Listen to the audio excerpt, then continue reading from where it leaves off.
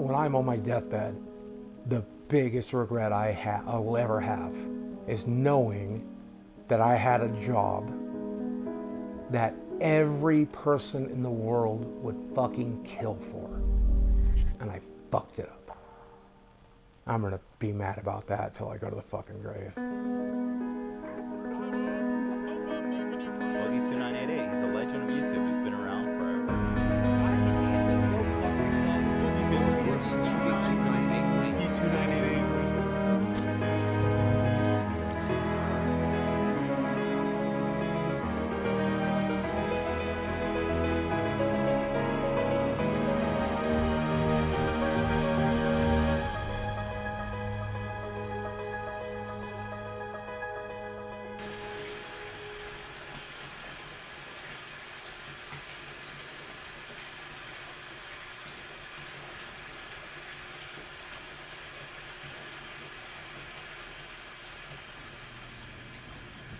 There was one girl, I don't know if I should talk about this, Mike, but I'm going to. There was one girl that I dated. She liked a lot of childish things.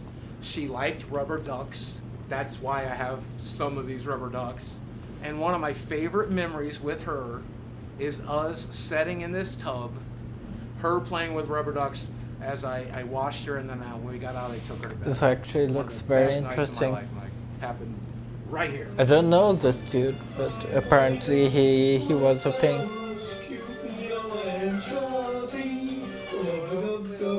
Yeah, so when it comes to financial approach, I don't fucking know what I'm doing. Money comes in, money goes out. For the longest time, my ex-wife handled that shit, but then I got divorced. I don't know where my money is. I don't know what it's doing. The only thing I've ever done with it is I threw it into crypto and then lost a shitload of it. Well, here's everything.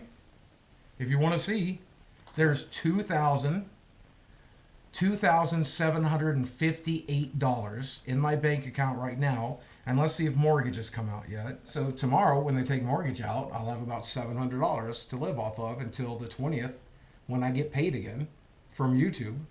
So I'm just going to live off of $700. And I'll probably sell some cards along the way and use that money to make ends meet as well. I have a credit card with them that I owe $600 on. And on top of that, I still owe $163,000 on my house. I think my net worth is zero.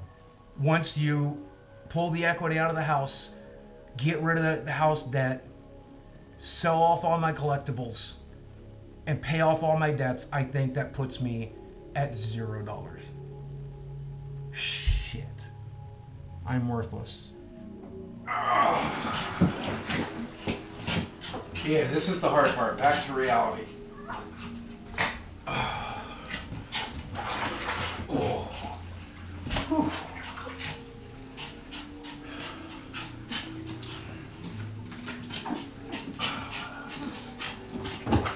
I really wonder if it's true what they say in the comments, like covert narcissist. Like, it must be a new term, because I've only ever heard it to say the first time when Taylor Swift said it in her song. And if they're talking about narcissism by itself, which so many people do have, including myself, you know, then it's like, what the fuck are you even talking about? You don't know what you're talking about, as far as I'm concerned.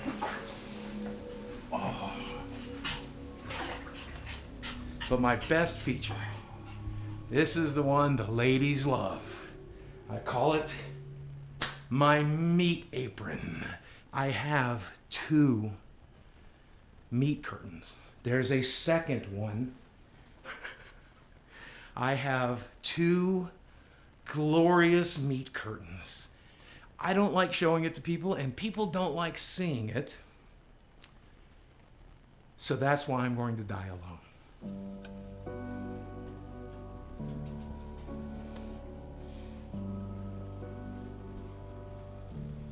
Well, my real name is Steve Williams. I'm known online as Boogie 2988 because there's a lot of famous Steve Williamses, and I'm not one of them, right? I started a YouTube channel back in 2006. Like, I really wonder if all these comments are true, you know? Very beginning. And I got famous for comedy sketches as well as like life vlogs and just sharing my personal life with other people. What's up, ladies and gentlemen of YouTube? Boogie to 988 coming at you. My ankle on my left leg and head. But that's just the kind of woman I married. So give her some love in the comments section. Give her as much money as I used to make, and it's not exactly enough to make ends meet. Just This is where I spend 6 to 8 hours a day trying to figure out how to save my career. What's up? Ladies and gentlemen of YouTube, Boogie to 988 coming at you live again through the power of the internet. Today, let's talk a little bit about why you got to do better than I did, right? I've told the audience, I've told you guys, I've told everybody, this is the center of my world, right here in this recliner with my dogs, watching television, playing video games on that television. But the other day, the audio on this TV started to go out, and whenever it would make like S sounds, it would crackle. And so I know I'm budgeting, but I immediately went to Amazon and bought a sound bar for $100. And then the next day, the TV stopped crackling. And now I have a $100 sound bar that I don't need. But I know I'm supposed to be budgeting right now, but because that's my TV, because that's my only source of entertainment, because it's the only thing I do, it's one of the only things that bring me peace. Like I'm like, So like my theory right now would be, you know, like considering the way he acts, that he's a big man-child, right? So that wouldn't have anything to do with narcissism or fatalism or whatever. But I don't even know if that's the right pronunciation of it. But okay, let's look up what the right pronunciation of it is.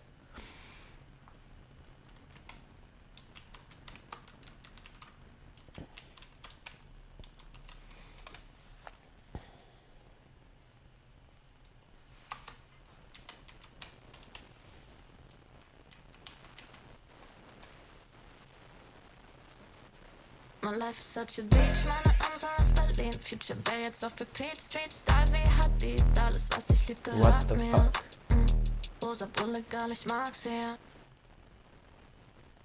Puer Eternos. Really? Okay, so then it is Puer Eternos. Okay, didn't think it would be that easy. Okay, yeah, so... like I have to be able to hear my fucking TV. But Like the thing is, I have found, like my observation has been, and I have been guilty of the same in the past, that people on the internet are not people on the internet, people are general, are Dunning-Kruger when it comes to psychology. And I think it's because it's something everyone is confronted with within themselves and with regards to others, but it's an extremely complicated topic, right? And you know, it's a very difficult to grasp for people, and you need a lot of experience to get the hang of it. it's every addict, right? Like Mitch Hedberg said, I'll just do enough heroin, and then he like OD'd on heroin, right? So I guess every addict tries to manage the addiction, but I don't know, man. We were talking about compulsive spending a minute ago. Yeah. Dude, I spent a lot of money on stuff. But you know where a lot of the money went? And like it felt really compulsive at the time?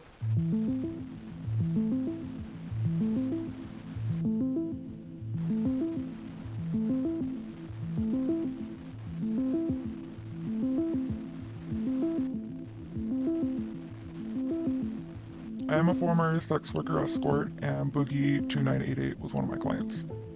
From LA, and I get a message on this website, you can probably guess which one, from this guy who looked a lot like Boogie.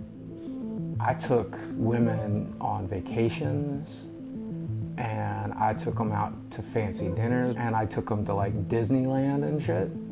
He bought me dinner, he got me a purse that we were talking about over messages, and he got me a couple gift cards, and he spent well over $5,000 on just that night. You know the rules. The rules are we're gonna go out and eat. We're gonna have dinner. Maybe we're gonna fuck. and you're going to enjoy a nice lifestyle that you don't normally get to enjoy. So he was really funny and definitely. What do you think about that?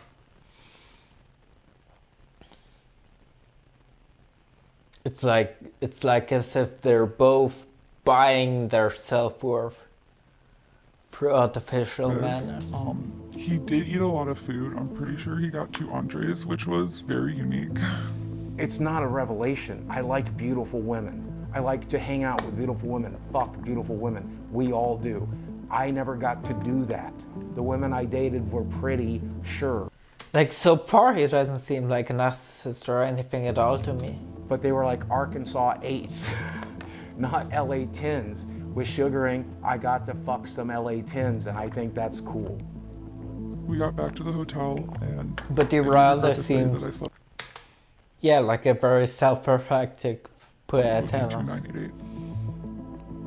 Overall, the experience, and I don't mean to fat shame or anything, but there was rules upon rules upon rules, and it took me a lot of time to find a stick.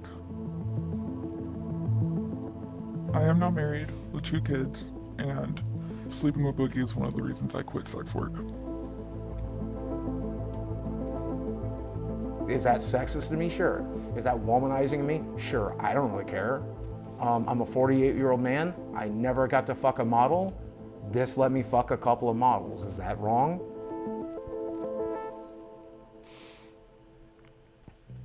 Here we have some of the women in this area that are local and ready to go out. They'll go to dinner with you. They'll go to a show with you. Maybe they'll come back to your place.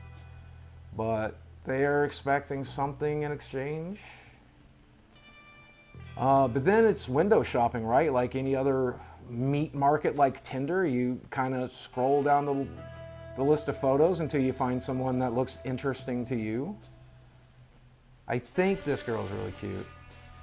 Oh yeah, yeah.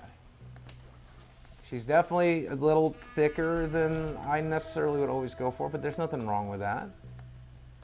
So I deserve to go to Disneyland with a beautiful girl, right? I deserve to go to New York and explore Times Square with a beautiful girl, right? Like, I deserve that, and I want that, and I've never had it. Man, if I had that money back, that would be half of my mortgage right now. That $1,000 is my entire health insurance payment. I don't know what the prostitutes did with it, and I hope they spend it in good health. But I sure could use that shit right now, you know? You want to go for a walk? So he knows. You can't tell me he doesn't know. Leo, up, baby, I know. We'll go in a second. I gotta prep your brother. He's great. He's actually, I actually really love him a lot. Leo! I know how much these things mean to you. What's it like to have to sell them to be able to live? So selling off these things kind of sucks because I've been playing Magic for 30 years, and some of the cards in this box I opened back in 1994. I opened them in like 96, and I've held on to them ever since, and that's like they're a piece of my childhood. They're a piece of my history. I thought I was going to get buried with this stuff. This is my stuff. This is me. This is part of me. And I made some money off of YouTube last month, but I did not make enough. Without a sponsor or something like that, I'm not making enough. So we're going to go to the game shop, but this is going to keep me from going out on the streets, right? Like, this is going to keep me in a house. So I think it's bittersweet. I think he would find it bittersweet. He would have wished I'm selling Magic cards on Whatnot. I'm selling collectibles on eBay. I'm selling arcade machines locally. I'll sell it all. And I'm going to sell enough to help with the mortgage. But I'm also going to sell enough to be able to play Magic tonight. Because I don't want people wondering why I'm not there. I don't want people, like, knowing I'm broke. Like, that's embarrassing. I can't afford $30 to play Magic. So I'm spending $30 to play Magic tonight.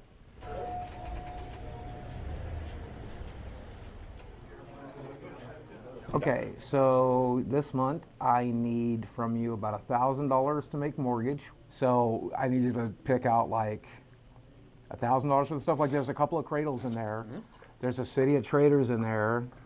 Well, I could do 200 apiece on those. What? Dude, I thought we were looking more like 400, 450 on each of these. 175 is what it's down to. Mm-hmm. Oh, yeah. Those Good Lord, that took a beating. Okay, so this month I need from you about $1,000 to make mortgage. So I needed to pick out like $1,000 for the stuff. Like there's a couple of cradles in there. Mm-hmm. There's a city of traders in there. Well, I could do 200 apiece on those. What? Dude, I thought we were looking more like 400, 450 on each of these. 175 is what it's down to. Mm-hmm. Oh, yeah. Those Good Lord, that took a beating. Fuck, these are reserved list cards, Glenn. Yeah? They're not going anywhere but up. Okay. Well, you say that, but the dual lands went down. I mean, yeah, all right.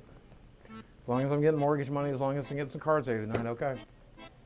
You gave me these back. Mm-hmm. You know, just set on them until I come back in here because I'm not going to sell them to anybody else but you. Okay. Make it 3 chicken quesadillas. What's paying for this? Shit, you're paying me back on my hair. That don't hurt. Yeah, we all look the same in a game shop. It's because we're fucking outcasts. We're in a kind of small town. We're fucking autistic as shit. We're awkward around women. We're awkward around people. We don't know what the fuck we're doing. And then I come back here and I'm looking at all the shit I need to sell. And I'm surrounded by all the shit that I bought for YouTube videos and stuff. And it's hard to not think about what a fuck up I am. But that's why I go to the arcade. That's why I go to play Magic. That's why I have my friends over. Because for just a few hours, I'm not that fuck up from YouTube. I'm just Steve Williams. I'm just me. Oh, this is my Saturday night crew. We get together every Saturday. We eat pizza. We play Magic. We play board games. We do Smash Brothers. Magic the Gathering. This is my crack. This is my cocaine. I met him at the magic shop. I met him in the magic shop. Now him I met at the magic shop. This guy I met at the magic shop. This guy I met at the magic shop. This guy I met because he was roommates with a friend I met at the magic shop. What a parallel. Okay, so I have $1 million question for you guys. Every Saturday we get together. Mm-hmm. Every Saturday I order what? Pizza, chicken fingers, tacos. Those are the things I normally get us, right? Like I normally spend like $100, $150 every Saturday to like feed us.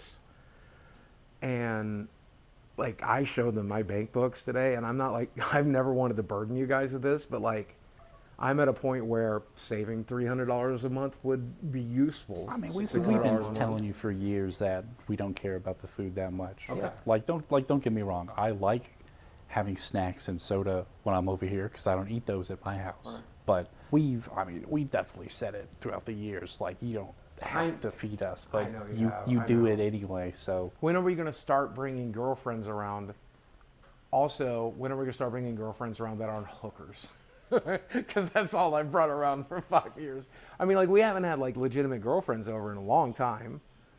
You haven't dated in a while. You haven't dated in a while. I mean, yeah, a while. That's fair enough, yeah. I mean, you've like, had some, I think he's a good guy, yeah. I think that Boogie's definitely a good guy. He loves his friends and his family, and he cares about people a lot, and he cares about what people think about him a lot. He's a fun person to be around and to laugh and make jokes with. And sometimes we open up and we have like really personal conversations, and I enjoy getting to know him in that way as well.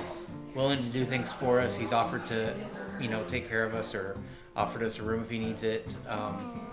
He's still going to make some of the same jokes. We all have a sort of dry sense of humor. Sincere kindness.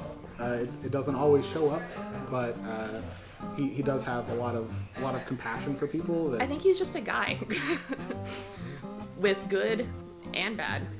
But I don't think he's as bad as a lot of corners of the internet think he is. I think as long as he stops tweeting the N-word, he'll be fine. The N-word is just a word. If you guys Nigga. left I and these said that. cameras weren't rolling, and I was sitting here alone in the dark, and I said the N-word, there's no magic power to it. So say it. Oh no, I'm not going to say it on camera where it could hurt somebody. I like offensive humor. I like dark jokes. I say fucked up shit. I think the darker something is, cancer, rape, murder, child abuse, the darker it is, the more important it is to make jokes about it. Yeah, I agree, fam. I feel I'm not sure if it's the more important, you know, but like.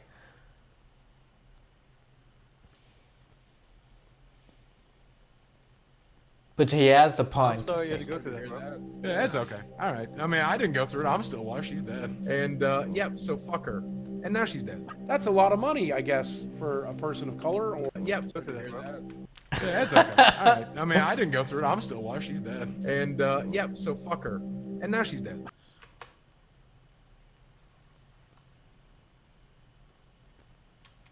So that wasn't really funny, but that was more like a coping mechanism, right?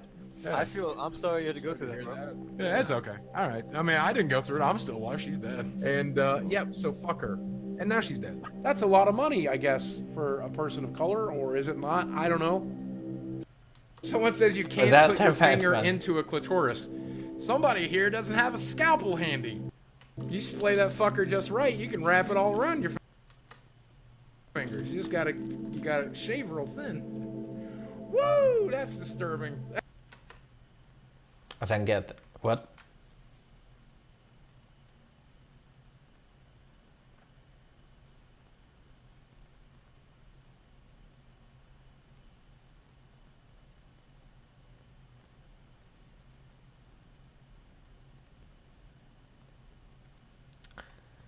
It is a joke, you know, at the end of the day, it's nothing but a joke. You gotta shave real thin. Woo! That's disturbing. That's the most fucked up thing. No, I plan to shoot you, bud. You pointing a gun at me? Yes. Is this what we have to do? Where it really went south is when one guy spent like a month of his time gathering every link, every video clip, everything I'd ever said or done since 1998, and he compiled it into this one huge mega thread. It's like 10, 15 pages long. And every time my name would get mentioned on Reddit moving forward, they would all link to that mega thread.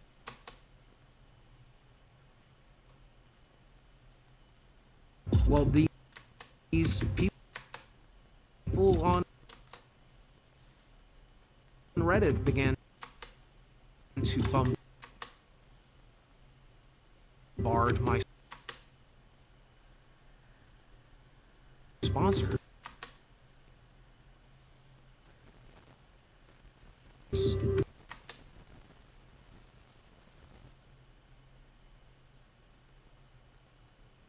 To make me look as bad as possible.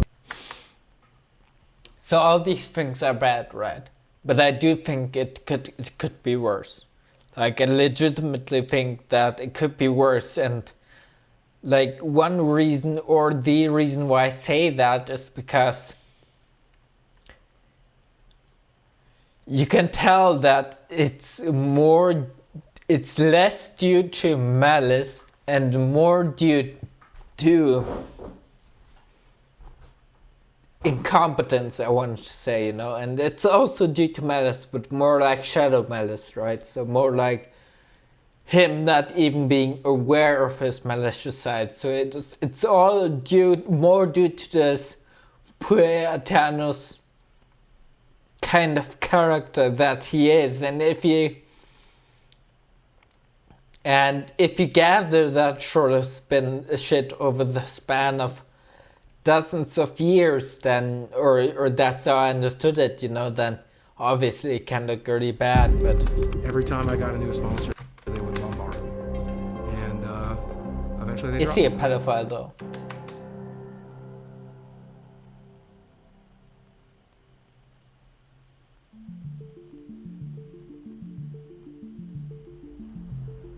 Are you ready? Are you ready to step back into 1988? You ready to go back to my childhood? Because that's what's behind the star. You know what? Do you want to know what this represents to me? What does this represent? This is everything that was good about my childhood. And when I walk back in here, it's like going back in time, except things aren't completely shitty. So this is the classic. I mean, I even have a Pac-Man tattoo. This is the game I most identify with because it's about a little round guy running through a maze trying to figure shit out, eating everything in sight, and getting chased by ghosts of his past. So I'm basically Pac-Man. No, it's simple fun. And, I mean, look at the guy. He looks like me. I might have sprained it or broken it or something. I was walking to the bathroom in there, and there was a loud snap sound, and things kind of shifted in one direction. And now my foot is swelling into my shoe, and it hurts really badly. It's the fun part about being old and fat. You never know. You don't know if you'll wake up tomorrow. You don't know if today is that stroke or heart attack you've been waiting on, or if it's going to be a healthy day and you feel real good for a change. You never know.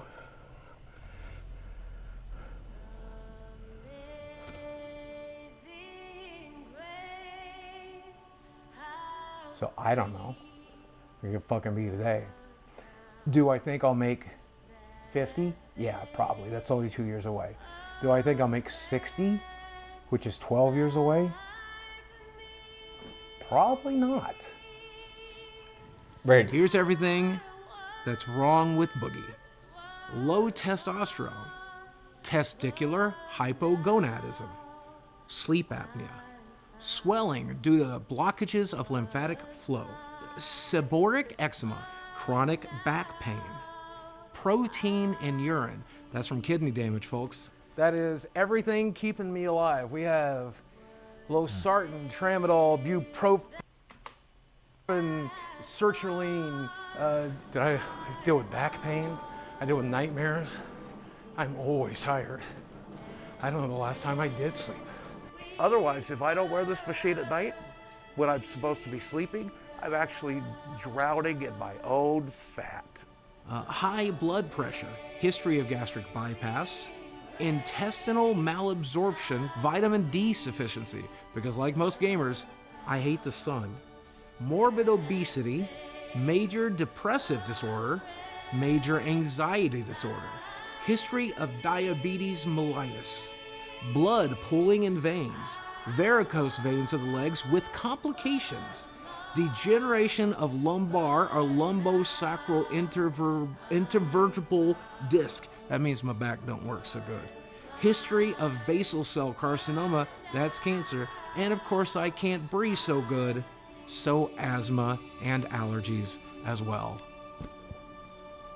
So it's a waiting game now, and it's just about making the best of it. Just enjoy. Yeah, I mean, that shit can make you depressed, right? Obviously. It's like, that's the kind of shit that makes you want to escape from life all day long and live on a dopamine rush. You know, because that's the only way you can, like, consciously bear it. So I kind of feel for him that way, you know, and then, like, I understand him a little bit better now. Enjoy what you got when you got it. Sometimes that's a chicken quesadilla.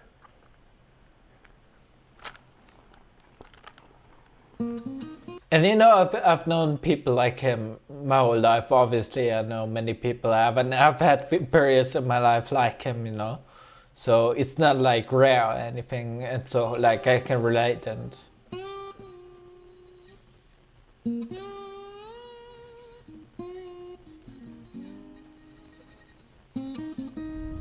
I wanted to make like a documentary that was generally entertaining. You realize, wait a second, everything he says is depressing. Everything he says is like the saddest shit I've ever heard. That would be half. That's really interesting, right? Because I don't really respond to those things in the same way somehow.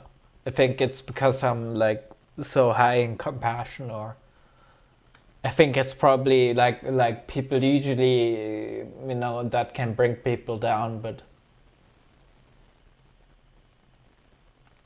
I guess it's also because I've had a lot of experience talking with people and helping people and so on and so forth without just like observing, right? So I don't feel powerless when I'm near such a person. But I might even feel energized to help such a person instead. And yeah, so I don't think so. I think that's like one of the reasons why it doesn't wear on me like that. And it's just about making the best of it. This is the first documentary I'm doing. I can't put out a documentary that's this guy the whole time, because I don't want my brand new channel to be known as making documentaries about the most depressing people that exist. It's just like, what the fuck happened to this guy? What the fuck happened to Boogie?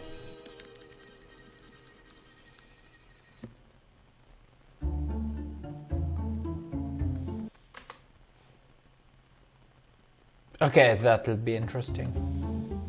Is it him? No, it's not him. Well, he's losing what made people originally like him.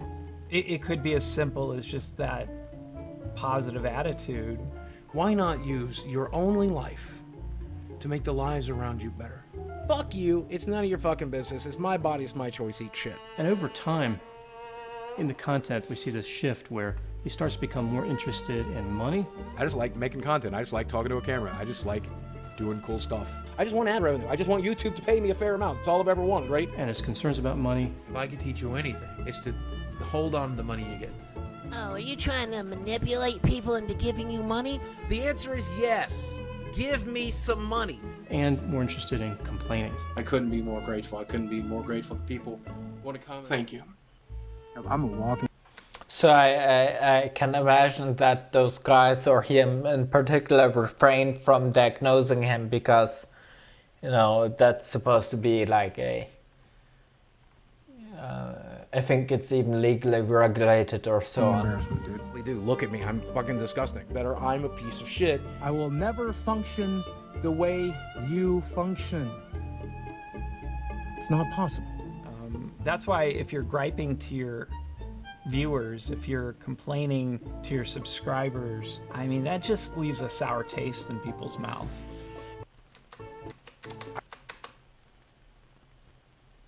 I think my window's closing. And if it's not closing already, it's already closed. Right, so if there was money to be made in making people feel depressed, I think Boogie would be in the right business. Like, that's just my life philosophy at this point. Just face down in the mud. That's pretty much how we live our lives. I mean, as far as I can tell, it's a story of him starting something with genuine intentions, becoming popular and successful, that popularity and success funneling his demons, and those demons bringing about his downfall, right? That would be my assessment.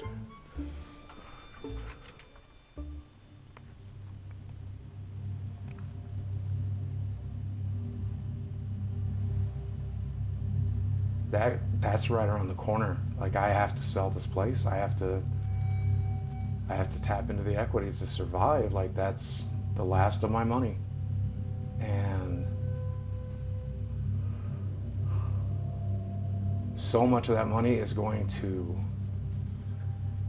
doctor's appointments and tests, and all of that is just to fucking stay alive.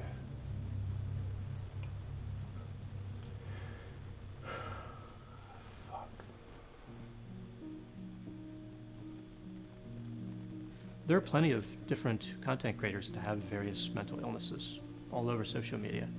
And some just say, it is what it is, and this is what I'm going to do. Boogie tends to be really obsessed with this idea that it's favorable to have people feel sorry for you, and that kind of victim mentality where you can get further in life if people have compassion on you. Obsessed.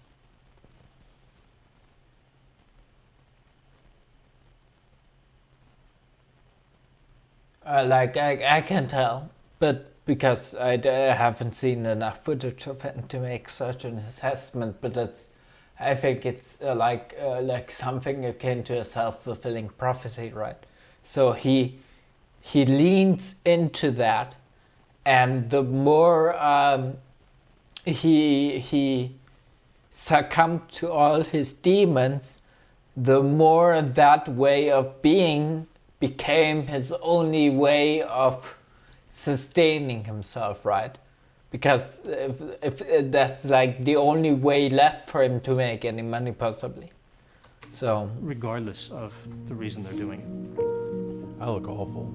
If I look like I've been through hell over the last couple of days, it's because I have been. Most notably, I've ruined my body. Like Jerry, I ruined my own career. Maybe it was the imposter syndrome. Maybe it's because It's been a method of,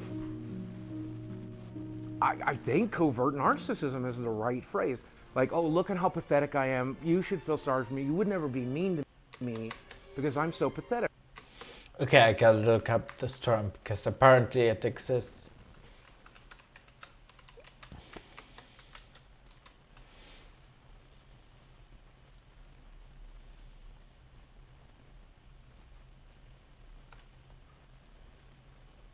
What? Oh, come on, man.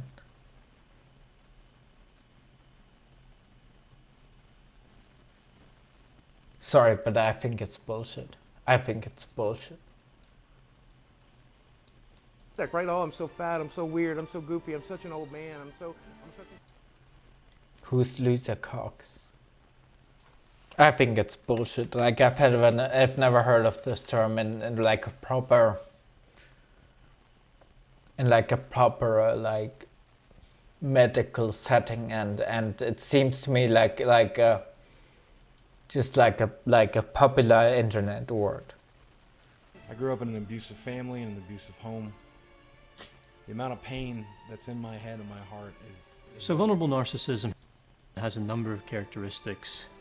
But okay, vulnerable narcissism is different. That I know, that exists. A person can be considered a vulnerable narcissist without having them all. So with vulnerable narcissism or covert narcissism, we see pessimism. I feel defeated and confused and lost all the time, every day. Hypersensitivity to criticism. I can't handle this kind of hate. I can't handle these types of attacks. I can't do it. Reactive anger, so they're not really thinking things through. Is this what I have to do? Who goes by Boogie 2988 was booked into the jail this morning. Need for admiration. Can I get a round of applause? The self-centeredness. I'm the perfect victim. I have been victimized my entire life. The sense of entitlement. You guys want to help me pay for my Tesla? Please go ahead and dig deep. I sure would like a free fucking Tesla. Believing oneself to be special. How many kids went on to get 4.5 million YouTube subscribers? One. Steven Williams! You're just watching the same things over and over again. What's up? Please jump. YouTube, Boogie 988, when I draw was in the power of the internet. This is my rambling series. My vlogger series. We're just talking about life, the universe, and particularly interesting to me. Boogie 228. So is this a vulnerable narcissism? Personally, I can tell. I don't think I have enough experience with it to, at least not knowingly that I can. His fall from grace is so catastrophic. Not happy about it. People are sick of the shtick. But you know, he like from everything they said, it does sound that way, right? So I can't. It doesn't appear that way to me. Watching his watching this documentary right now. So I do honestly have serious doubts, because to edit something like that together from his dozens of hundreds of YouTube videos is very easy. You can practically make out anyone like a COVID narcissist if you want. So I honestly have my doubts, but let's see. And what would you recommend to him now to get his viewers back? I don't think he's getting his viewers back. I don't think that's a possibility. I think the only thing to do now is go a different angle. But I don't even know if that's possible. I mean, I'm not going to say it's impossible, but how do you change yourself? Like, viewers are smart. Like, they want to see you. They want to see what you're interested in. I don't know. You got to get a job. Maybe in this case, GameStop.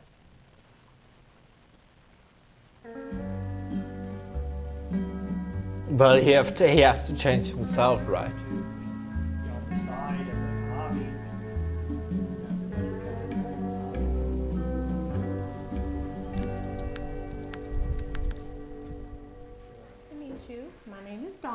Don, I'm Boogie, or Steve. Okay, what do you prefer to be called? Honestly, probably Steve. Let's go with Steve. Okay, Steve, no problem. Whatever you prefer. And so you are here today because you are seeking employment. Yeah. You're seeking out new work opportunities. Absolutely. Tell me a little bit about your background and where you think you want to go with the experience that you already have. I did work at a small gaming store back in 2006, 2007. I am disabled. Recognized by the state of Arkansas, but also the United States government. There's that. Now, the downside of that is I am extremely depressed, so there's some mental health issues that we bring to the table. And then physically, I am morbidly obese. I have no references, no work history, and no education.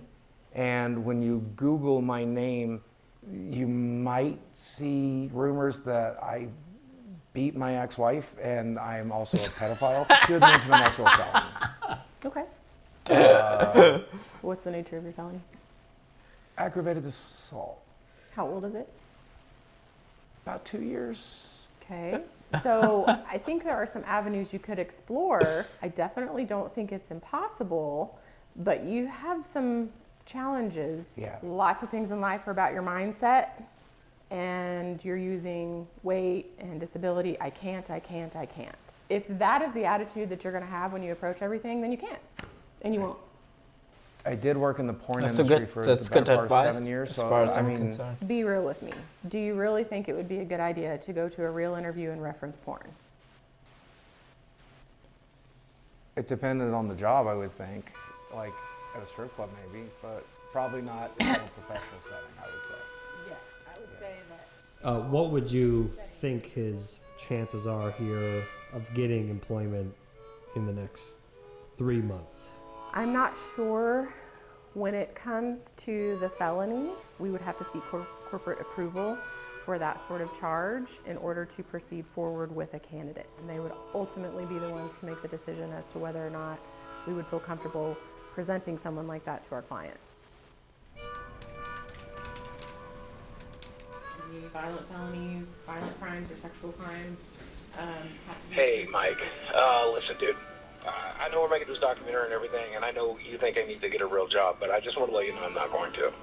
I'm not going to walk into some job when I have 4 million subscribers. I don't even think that's a good idea, because he's still got a YouTube channel and everything. If he would turn himself around, if he would get himself in shape and really make 180 and make his way upwards, he could inspire millions of people. Like, his YouTube channel would take off. So why the fuck would you ditch that opportunity, I don't even know why they're all recommending him to get a job. I think that's a ludicrous idea. He's got a million health issues, mental and physical, and he's got all that backstory and so on.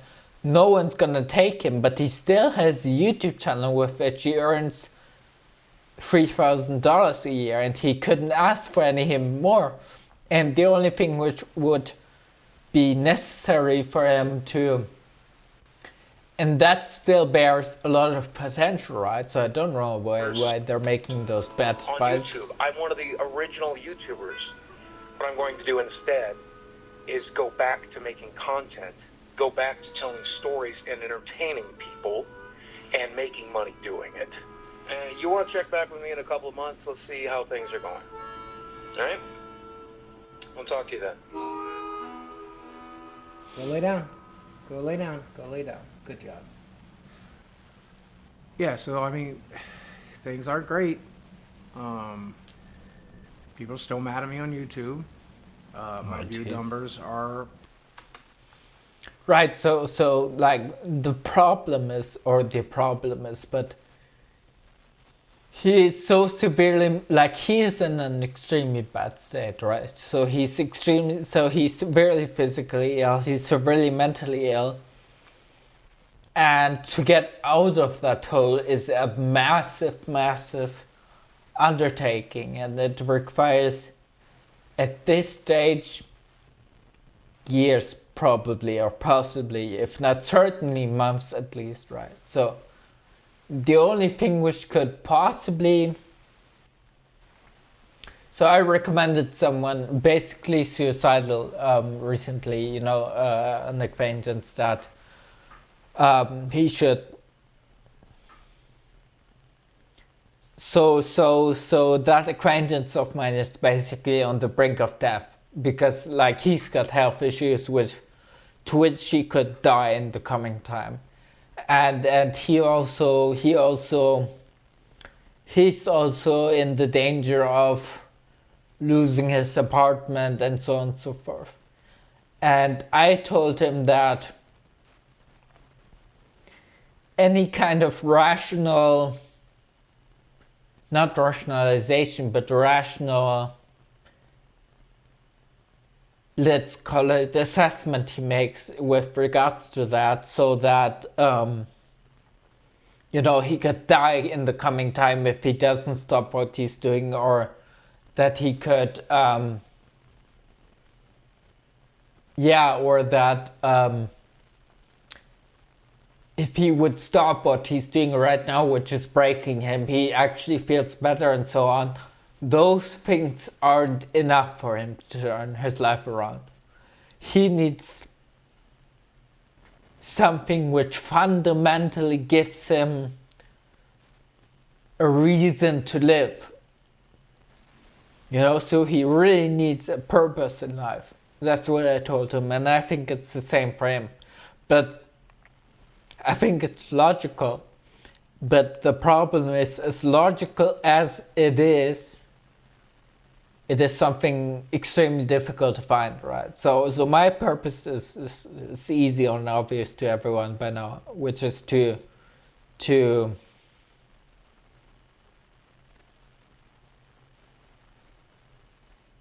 my highest goal would be a revolution through truth.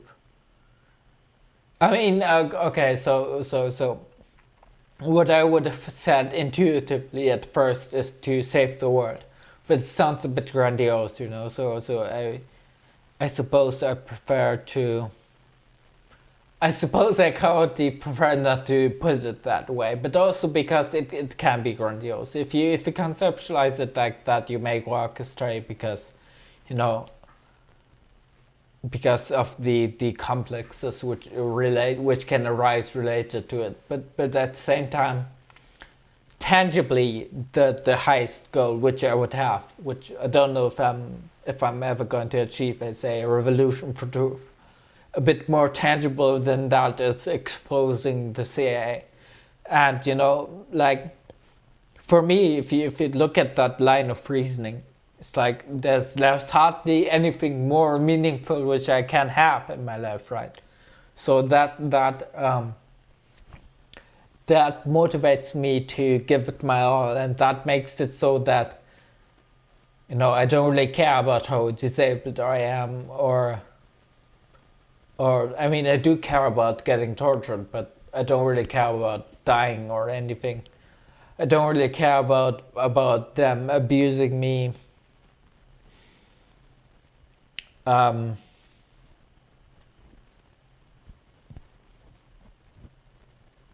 I don't really care about any of that stuff because what I am after is so important that everything else kind of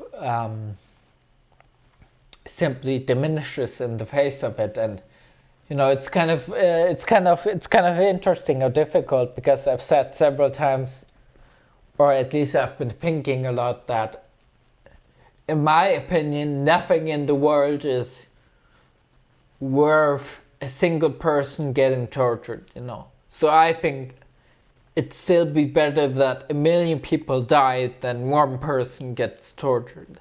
That's how bad I think it is. But at the same time, it's necessary what I do, you know. It's like, so that sort of rational comparison might not even matter in the end. And so that keeps me alive, you know, that keeps me going, and that keeps me so single-mindedly focused on what I do. And you know, if he would have such a purpose, you know, the question of, you know, all the other questions simply relinquish in consequence of that. Because, you know, if the only purpose in life is living or surviving, then you're not gonna make it out of such a hole easily. Because why? You know, for what? You know, for what do you live? He lives currently for Magic the Gathering, and he used to live for hookers and subscribers on YouTube, and you know, those dopamine rushes for everything he buys. He lives for all these things, all these expedient things alone, and at the same time they're his downfall. That's the devil's cycle, which is, we say in Germany, right? That's the positive feedback loop which brings about his downfall. But so he needs something more meaningful than that. He needs something more fundamental than that. And you know, maybe I should write to him and ask him if he would like to join me in my conquest against the CIA. But the problem is, as soon as they do that, you know, people get recruited, and so it's still necessary to do that. But I can't really or simply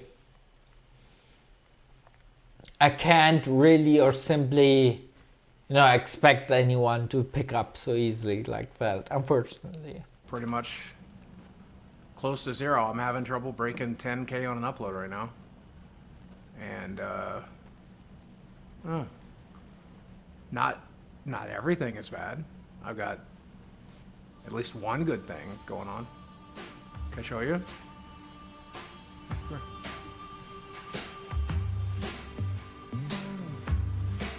So this is Desi. Or you can call her Des.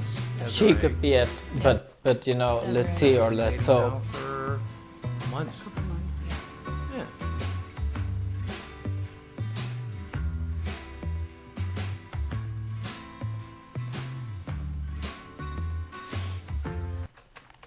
I do wonder if yeah, I think I don't know what it was. It was, I guess it's his energy, his curly hair, his glasses. I must be into nerds. It's, I guess, I don't know. He's just adorable to me. I like him. She seems broke. Like, sorry to say it, but she seems broken to me. Was going through a lot, and I randomly hit him up on Instagram, and I told him that I support him and that I'm always here for him and stuff. And so it started from there. On paper, it just doesn't really add up, right? It doesn't make sense on paper, but then practice and in reality, there was just something there. But let's hope that she's not the kind of girl who Like the problem is that I think it's probably relatively likely that she's the kind of girl who supports him in his demons, right? So it was pretty crazy, but I let's just hope felt not. it. I felt an energy connection to him before I even met him, and I don't know. That's just how it is. And then the longer we spent talking, I don't know, eventually you just realize we're the same person, doing the same thing, living the same lives, just at different stages. And I can see myself getting married to Boogie. I could definitely see us getting married. In fact, we may or may not have talked about it a little bit, and we may or may not sit around fantasizing about it and thinking about what it's going to look like. And I called you wifey the other day, and you loved it. You were so there for it. If I proposed right now on camera, what would you do? I'd say yes. That's a good sign. Look, but he's really he's got it, you know. He's really not so bad with, you know, talking to girls. Boogie has improved my life tremendously. He just makes me happy, the happiest I've ever been. And I'm not alone, and so that he just completes me. Growing up without a father figure has its challenges. Like, you just don't have that support system that you would, and the advice that you need, and so it's just difficult. I don't ever want to be alone. That's another thing. Maybe that's why I have stuffed animals. I don't ever want to be alone, and so it's just nice to have company. And I help with the dogs. I get him his water. You know, like whatever he wants and requests. You know, I just. Yeah, that's what I thought, you know, like she basically substitutes the role of the devouring mother. She aids him in his demise. She fulfills the role that he should fulfill for himself. What he would actually need is someone who loves him loves him, but kicks his ass a bit, but that's not the type of person he attracts, obviously. Just mainly is to take care of him. He takes care of me, so. Yeah, that's bullshit, you know. Like she thinks, you know, like because he fulfills her emotional needs, that's equivalent to taking care of her, but she's only, like, I could see it immediately that basically she likes getting exploited, and that's what's happening. Yeah, sometimes I pick weeds out here, so, because, like, it makes it look better. It's retarded, to be honest. Let's call it, you know, it's fucking stupid. Trying to trim down these vines, but I'm not doing a good job. I don't do this very much. You know, I used to have a theory, Mike, that if you are a 40-year-old man and you have a Snapchat, that means you're a creepy dude. Turns out my theory was right. I have a Snapchat, and I am a creepy dude.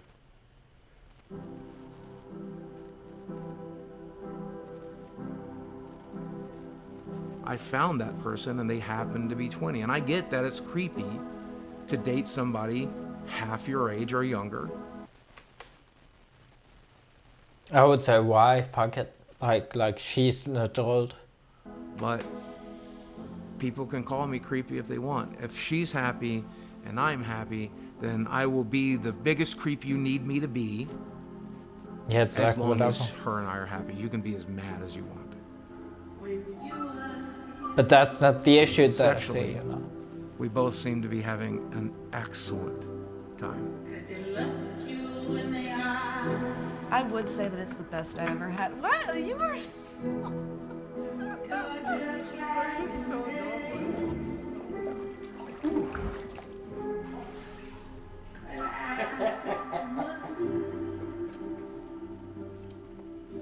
Yeah, so this way they're both driving themselves into the sun, let's say, you know. More like driving themselves into his grave, but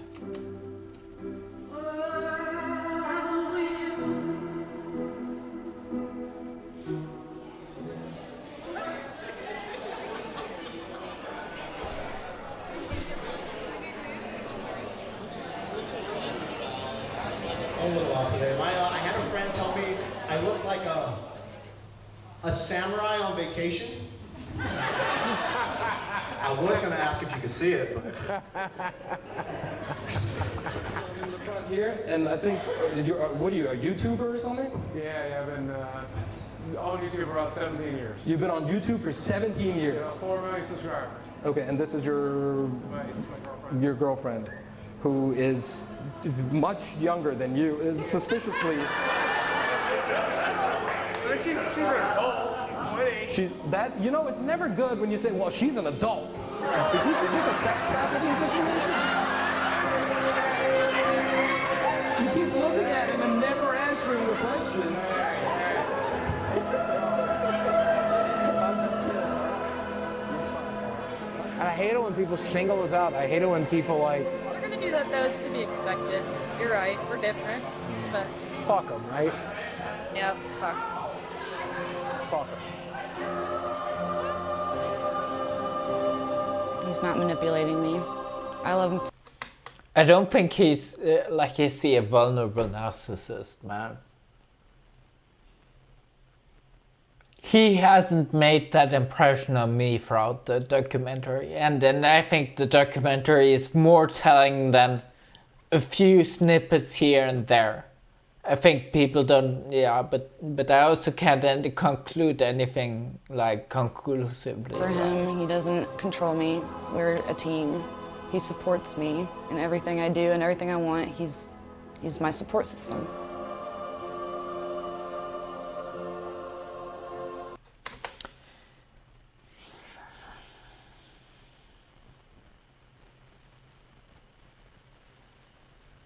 He's our support system.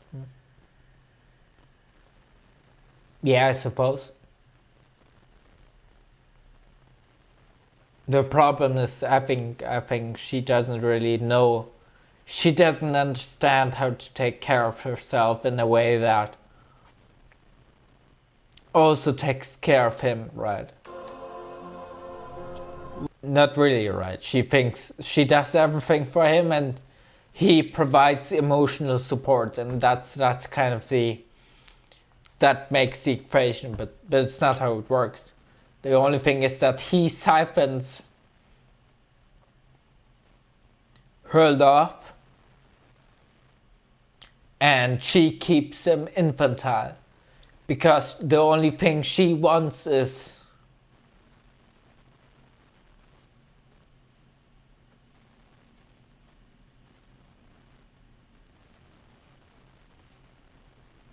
someone who she can give all of herself to. And it's not good for him, right? So it's a false kind of love. It's a false kind of compassion. It's a false kind of care. It might even be it is even evil beneath the surface. It's actually, if you ask me, it's a really twisted relationship. And it's gonna kill him. Let me get a McCrispy Deluxe combo. Make it large. What do I think about his dire financial situation? I think it's scary. Yeah, what's so scary about it? Yeah, it's to say the least. He might right? lose it all in a day. He might just be homeless one day. Again, like she should help him get better. But instead, what she does is, for her own needs, you know, I don't accuse her of conscious malice, but for her own needs, she gives him everything, and that keeps him infantile. So they're both in this kind of temporary bliss, temporary illusionary bliss kind of state, which will only last until he dies. Or until he does his apartment or whatever. And things will get so bad that they will break up anyway, because at the end of the day, they both haven't learned to tackle with their demons. They're simply not in a symbiotic relationship with each other, but in a not necessarily exploitative, like what was the word? And what was the word again? Like when they're in a parasitic relationship with each other. But So if I'm broke, if I go broke, okay, if we end up back on disability and it's me, you, and Chad living in some small apartment and we're eating McDonald's every day, It's not and gonna that's work. treating ourselves. You gonna be able to handle that? Yeah, You I guess stand it's that? me, you, Chad. I don't think it'll work anyway. Because they're both living in an illusion, right? They're both, like, he is a big man-child. He is a big 11-year-old, let's say. And she, let's call it, is the one keeping in that way. What would be the more deeper truth behind it?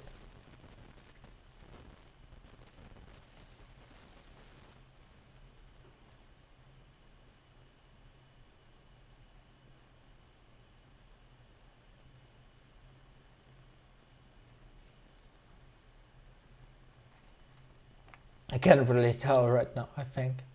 Like, it is the case that she kind of plays the role of the devouring mother, and she has a father complex, right? And he fulfills that role for her. And she gives him everything she has and gets something in return which she never had. But it only works so long as they're both living in this illusionary paradisical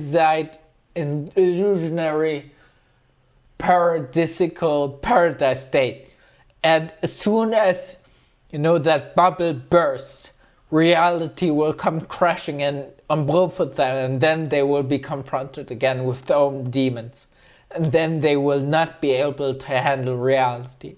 And then they will realize how broken they are, and then she will leave him and he will die.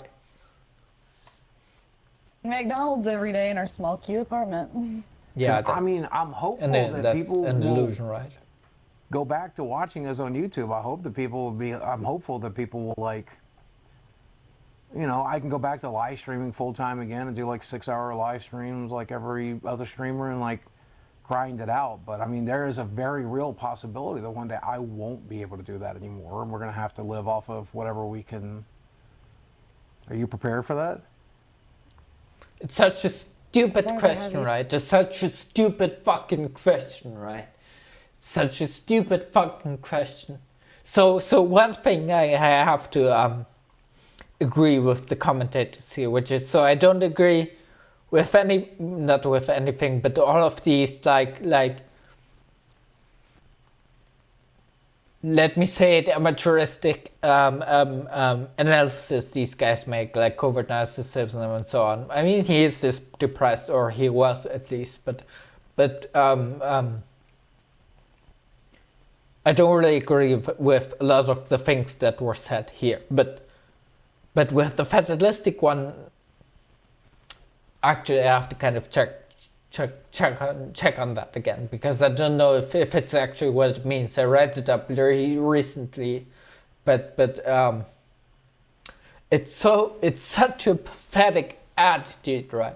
It's like, we're both pathetic fucks, and even though we love each other and it's all sunshine right now and the room is clean and so on and so forth, but we're both siphoning off of each other's demons and each other's love, and we're both too pathetic to change anything about us fundamentally so that we can get out of this hellhole. We both rather stay children. That's their attitude, right? Unspoken. And so he's like, he's the pathetic fuck. He is like I've had a lot of sympathy for him throughout this documentary, right? But right now is when it stopped. And like grind it out. But I mean, there is a very real possibility that one day I won't be able to do that anymore, and we're gonna have to live off of whatever we can. Are you prepared for that? So it's such a pathetic fucking attitude, man. It's like I fucking know that, I'm going to die, the pathetic, weak piece of shit that I am, and as long as you are there for me to clean my fucking room and love me so I can die, you know, in content, even though I didn't deserve it, you know, then I'm content with that. And he has the guts to ask her, is like, you know, the fucking pathetic man-child he is, like, you know, are you going to aid me in my doom? Pathetic fuck. And you can tell, you know, that's the first time in this whole documentary segment that you can tell in face that, you know, she's lying. As long as I have you, that's all I need. See, she's lying. Yeah, great, you know. Have you ever thought about the fact that she's just waiting you out and trying It's fucking retarded. to take your 401k when you die? I'm out. I'm broke. You're broke. I'm broke. Yeah. 4 million subscribers. Even if he does go broke and has to sell the house, I'm still gonna be by his side. He's the only one that I love and I care about, and Yeah, I believe her, but you know, the way these stories go is now, you know, at the end of the day, they won't be able to take their misery. there's only one of them, and so I'm not just gonna up and leave him for money. Yeah, you will, you know, when you guys are so fucking misery that, you know, that the misery overshadows the love and he can't even fucking move from the bed anymore, and so you will leave him. Because money's an issue. It's not about the money. Because I love him and just imagining a life without him is difficult. I mean, my biggest fear is dying on her. If I die in the next 2 or 3 years on her, that's just gonna ruin her life. So that's honest again, right? Again, like, I don't fucking buy that he's a COVID narcissist. I think they don't know what the fuck they're talking about. And the doctor they had for assessment, they, you know, was kind of playing along.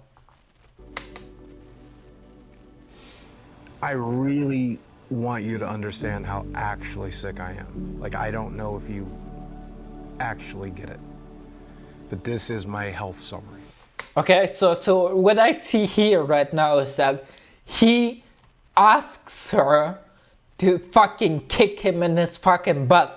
But I bet what she's gonna do is she's gonna validate him in his victim complex. This is everything that's currently wrong with me. Let's see about it. My risk for stroke or heart attack is astronomical.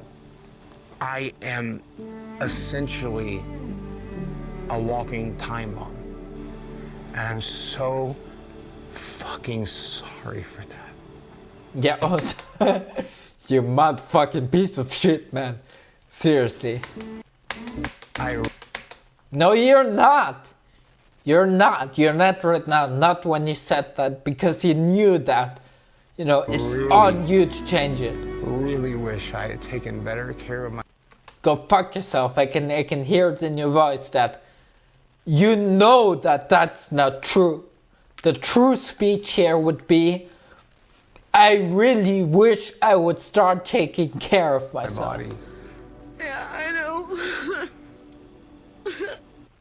You know, and now that's the sort of behavior he needs to, like that again, you can, like, I wouldn't categorize him as a vulnerable narcissist, right? Because that's like a unidimensional assessment, and he doesn't make that impression, but that doesn't mean that he doesn't have that side of him, and he does. You know, and now she validates him in that. Now she's like, oh, you're so fucking sorry, you poor little child. Even though you're fucking 50 years old by now. I'll never be ready for it, but I know. You know, and he likes it. He likes it because someone makes him feel worth it, right? Someone makes him feel worthwhile. Someone makes him feel like he has worth and value. So he loves this, right? And maybe she loves it too. Maybe. Yeah, she's fucking infatuated.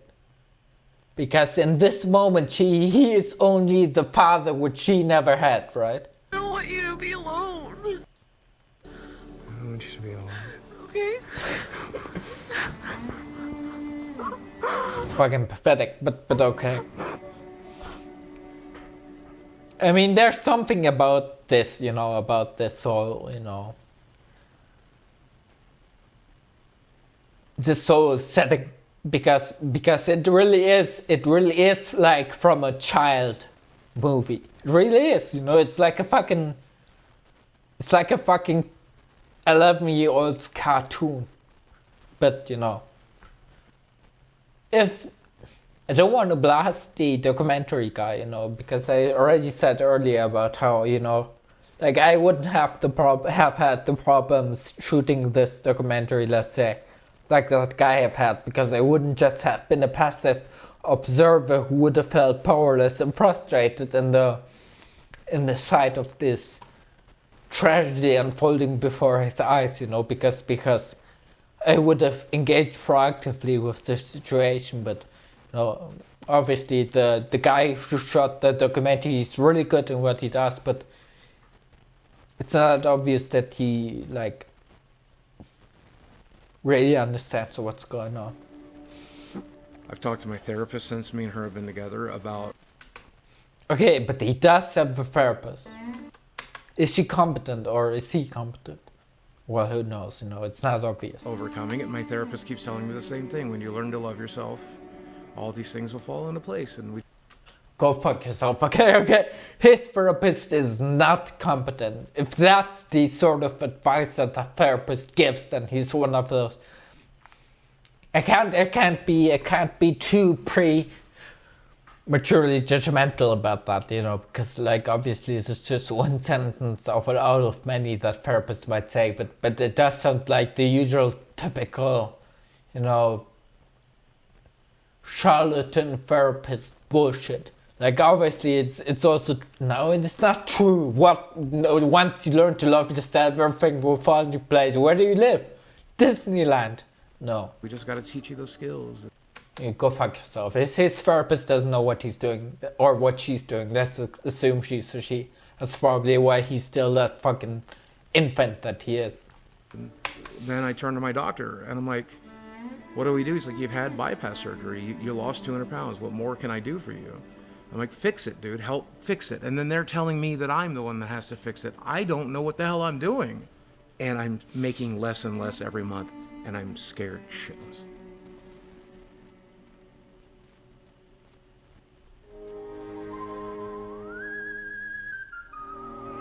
And now, making his way to the ring, Boogie 29. Hey, so Mike, I just got off the phone with Keemstar, and he has a boxing event coming up, and he's giving me a slot on the card. We got it. Yeah, you know, that's fine, but it's only going to... He needs a different therapist, man. I would love to fucking reach out to him and so on and so forth, you know, and kind of, you know, be able to tell him that, you know, he needs another fucking therapist. Shit. Let's see if he's on X.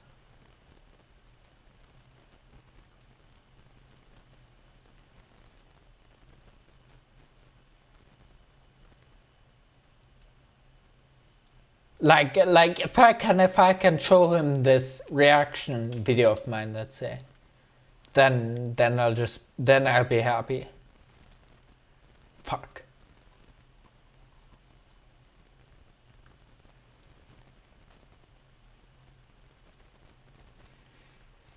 I'm going to after this I'm going to send it to him here, or I'm going to send it to him already. Yeah, I'm going to do that immediately.